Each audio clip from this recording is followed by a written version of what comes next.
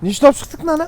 Бүгін мұғалімдер күні, дұрыс па, ұстаздар күні. Менің көршілерім көбісі ұстаздар бар ғой. Шыққан кезде риза болып қалсын да есіктен тап-таза қылып қойықшы. Қойыңызшы, мынаның бәрін жинаймыз, не қазір? Не болыпты? Өзімізге де пайдалы ғой. Жинашы бол, жылай берме.